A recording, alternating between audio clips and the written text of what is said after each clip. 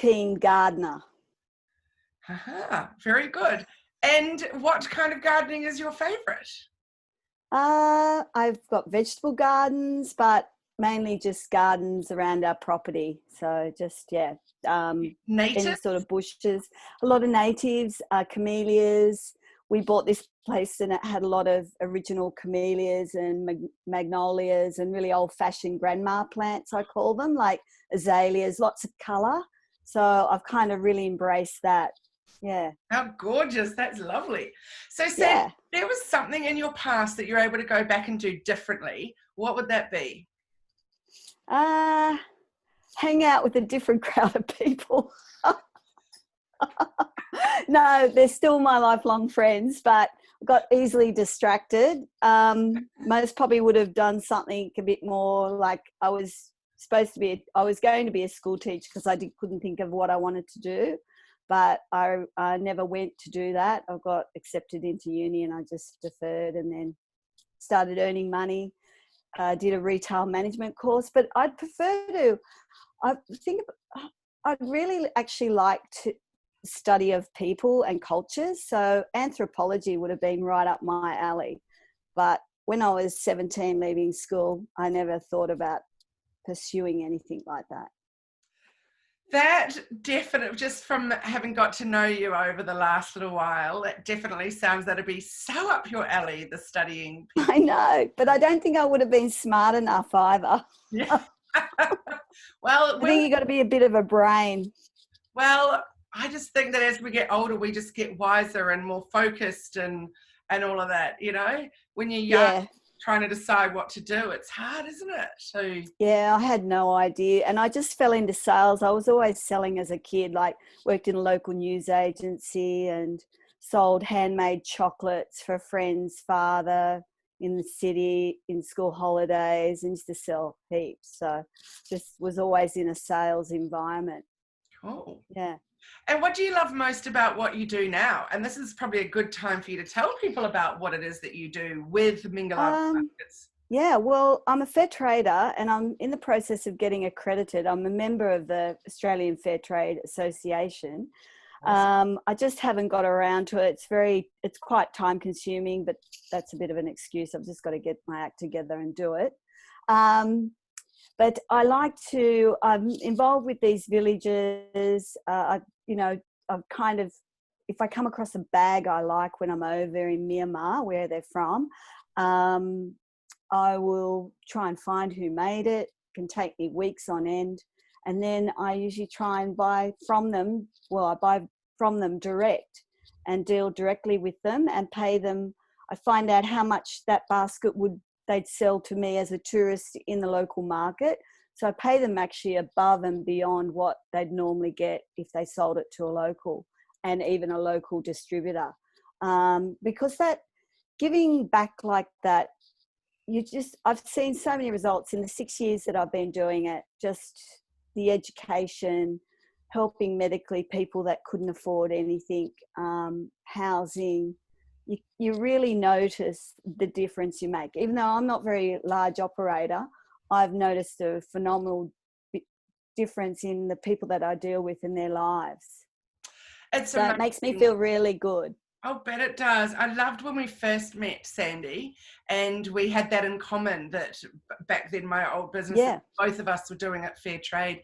And I think I said to you at the time, there's no way I could sleep at night if I was manufacturing in sweatshops and that kind of thing. Like it feels amazing when you know where your money is going and how those people are being affected positively, you know. Yeah.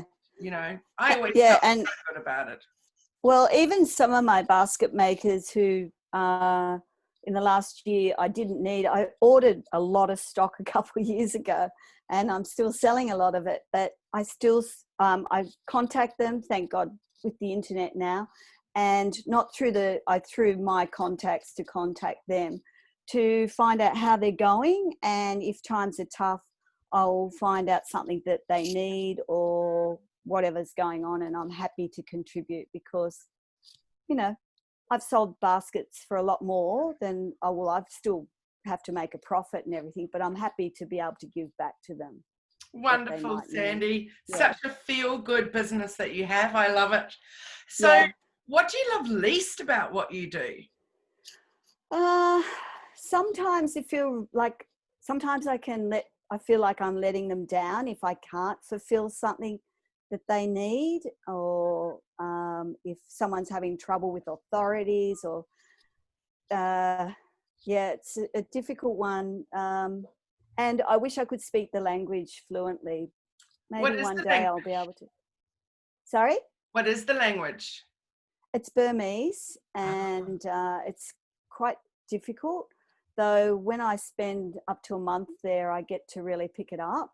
But to pronounce it, it's very difficult. I know phrases, but I'd love to be able to have a conversation directly with them. But their English is improving over there, so they're doing really well with English now. So, yeah. awesome. Oh, that's cool. You might need to go and do 3 months and get really immersed in the I language. know, yeah. That'd be But fun. I'd miss my dogs too much. Not my kids, my dogs. And my husband. So, Sandy, what would you be doing if you weren't doing this? Good question. I've had different careers in my life, but I'd most probably would go and study law or something like that. That's so interesting. My daughter is in year 11, but she wants to do law at uni, but this Yeah. year she's been in a Head Start program. So she's been doing one law paper from Southern Cross University. And it has been really, really fascinating seeing how that Yeah. goes. And then I know somebody who's just in her second year of law this year, and she's in her mid-50s and just decided she was going to take on law, and she's loving it, absolutely loving it. So you never know, Sandy. Well, I've got my real estate license. I was a real estate agent for a number of years, and when you go for your license, this is going back in the 80s, you had to do a semester of law anyway, and I loved it. It was really good. Yeah. Yeah. Oh, it could be your new project, just for in your spare. One day. Awesome.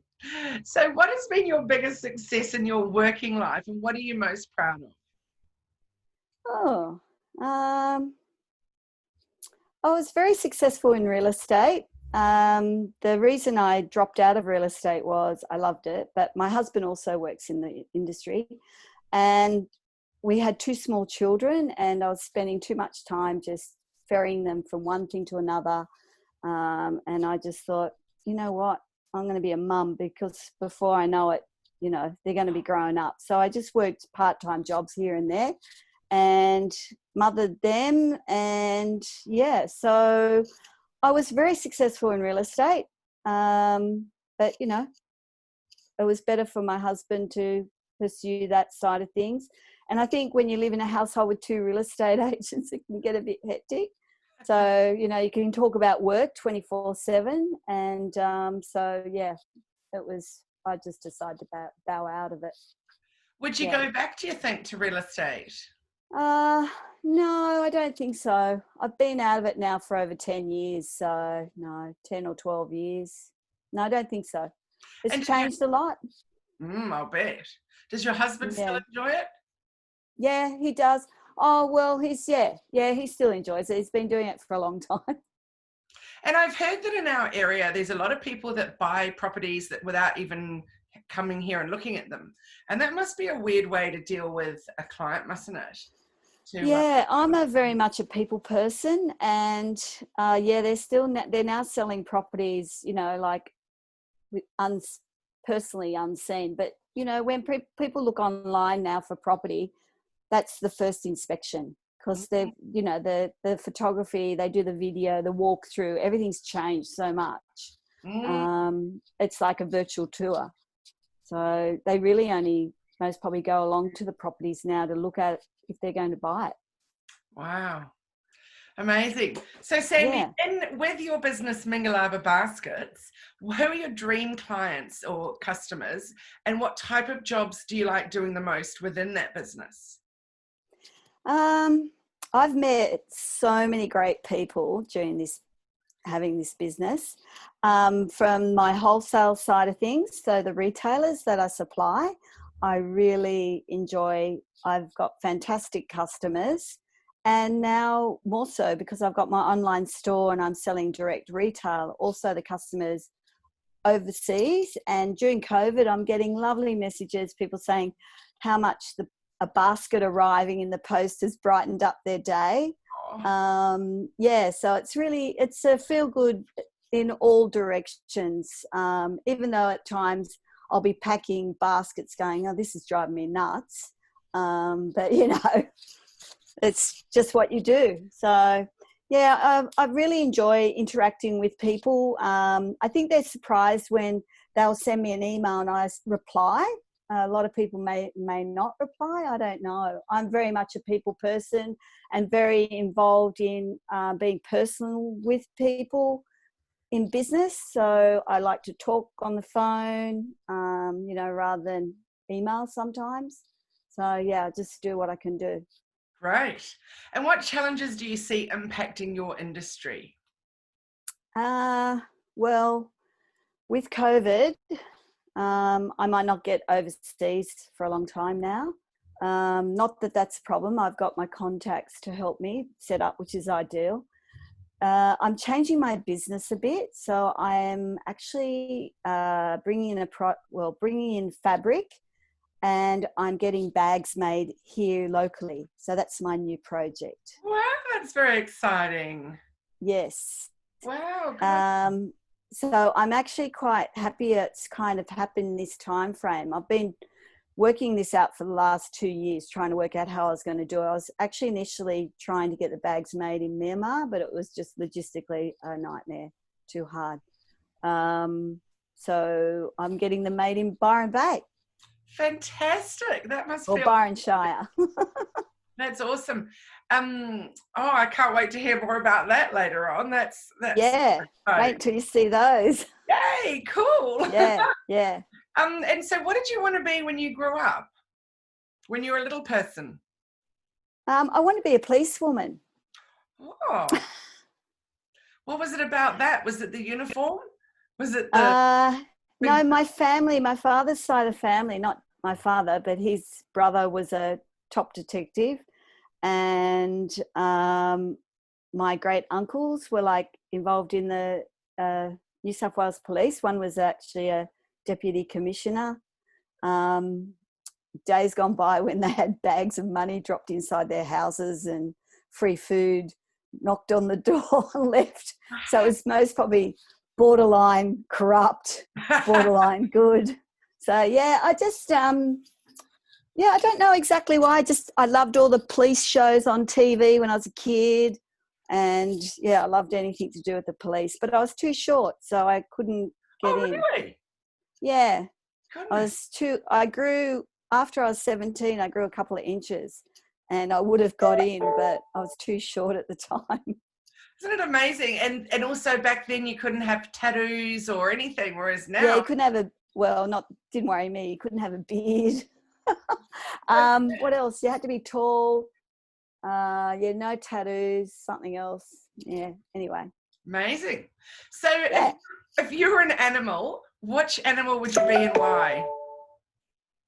I love cats and dogs, but I actually love elephants. Oh. I'd be an elephant. Whereabouts would you be an elephant? Definitely somewhere where they protect me. Most probably I've stayed in an elephant camp in northern Cambodia, on the edge of Vietnam and Cambodia. I'd like to stay there, I think, because they've purchased land for the elephants to wander around freely and with their mahout, and the village people look after them. So yeah. Wow, that's awesome. Yeah, so I love elephants because they're really I don't know, it's just something about them. You look in the eye of an elephant and they've got intelligence, and I don't know, something's just about them I love. Wow. Oh. And they can just walk through a forest and destroy it in 1 few seconds. It's extraordinary, isn't it? And if you were a movie character, who would you be and why? Oh, a movie character. Oh, wow. I reckon I'd most probably want to be a cartoon character. Which one? I don't know, something stupid and silly. I like comedy, so yeah. I don't know. Well, my era was like Scooby-Doo and all those. Yeah. Oh, how fun was that? I can't remember the guy's name. What's his name? Neither can I. The Scooby-Doo. stupid Scrappy. Is it something like... No, Scrappy's the little dog. That's the Scooby-Doo's friend dog. But the guy, he's... The one with the whiskers bit of out a of his buffoon, chin. isn't he? But it had to be pretty fun being him, I reckon. So, if you could live anywhere in the world, Sandy, where would you like to live?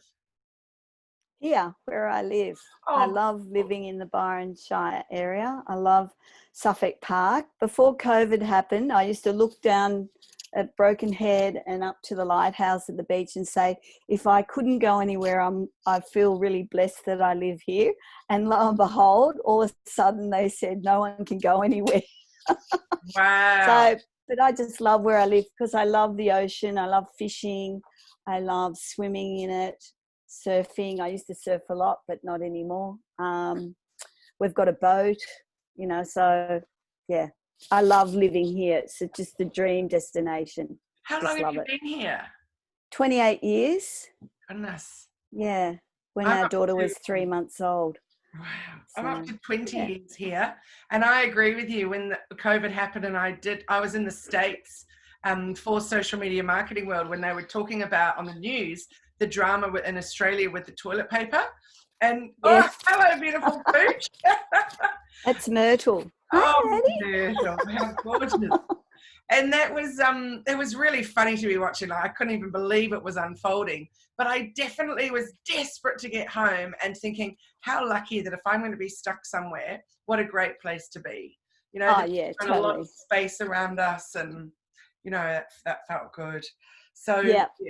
A lot of people have a whinge about the place, but I've traveled a lot. I haven't traveled everywhere, but to me, we're very blessed to live in New Zealand to me is beautiful too. I just, except for the weather, it's pretty crap. But other than that, scenically, it's just beautiful, just like around here.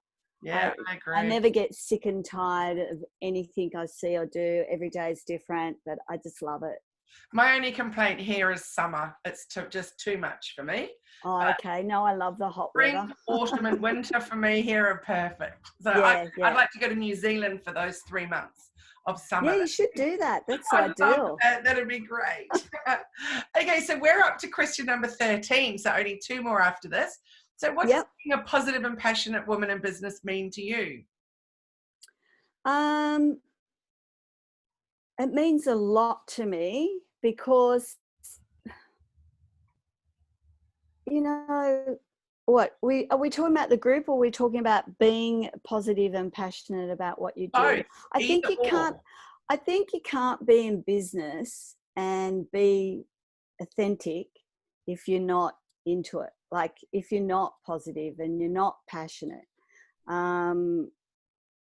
you can't kind of survive, I don't think. When you're working for yourself, you know this more than anyone, that you've got to be positive. You've got to be passionate about what you're doing. Otherwise, if you're not going to survive.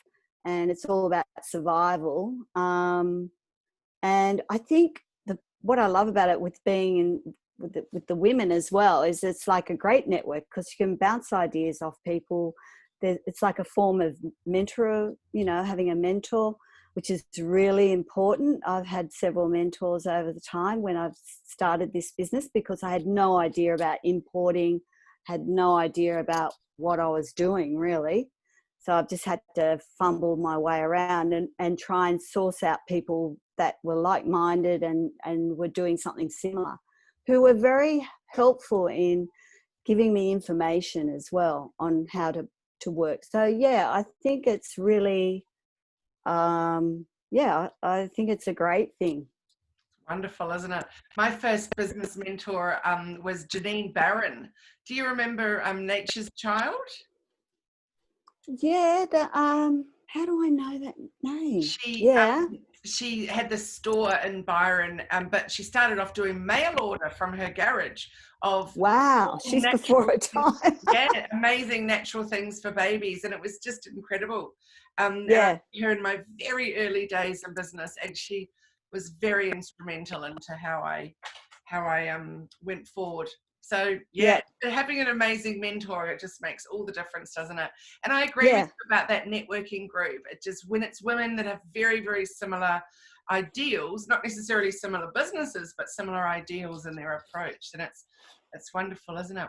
So what are you most proud of in your life, Sandy? um good question. um I'm proud. What am I proud in my life? Well, I'm proud of my family. I'm proud of the people I know. I don't know. I just very grateful person. I wake up every day and just think how grateful I am. Um, I'm just proud of, I don't know, having a good life, being a good person. Um, I don't know. I don't know how to answer that, Kylie.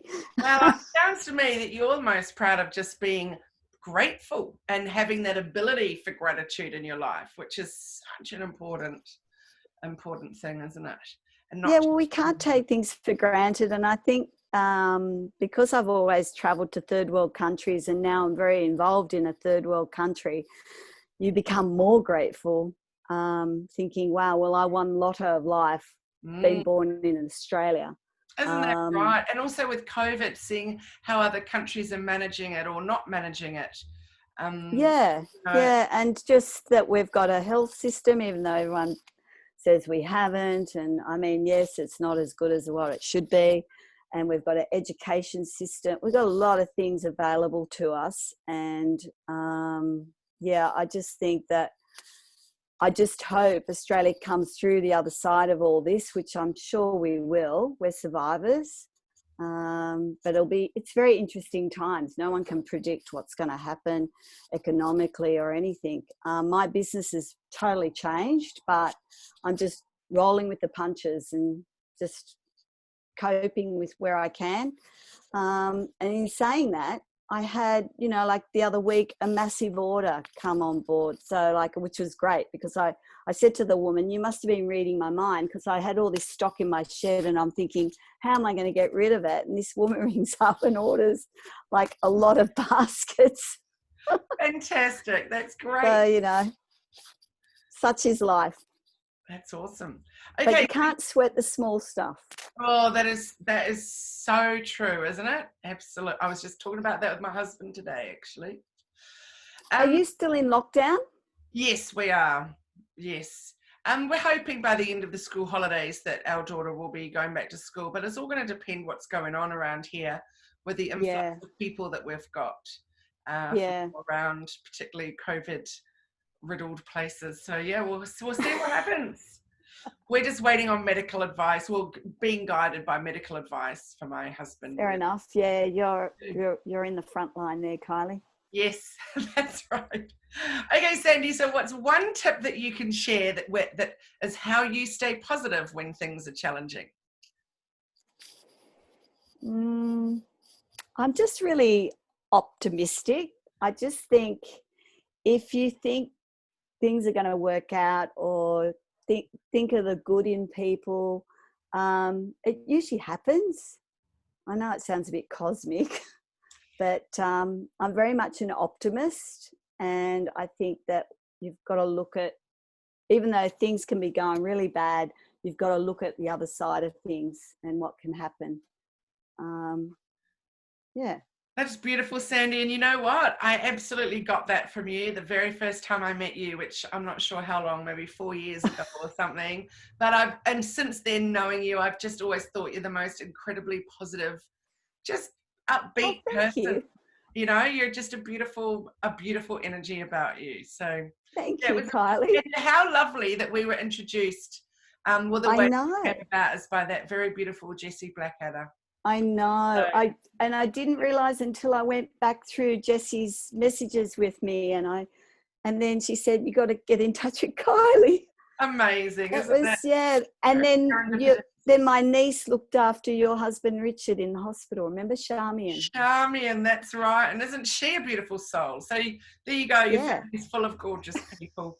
We remember her well. She was super special. She Well, is. She's our golden child. She's oh, our golden girl. oh, she is.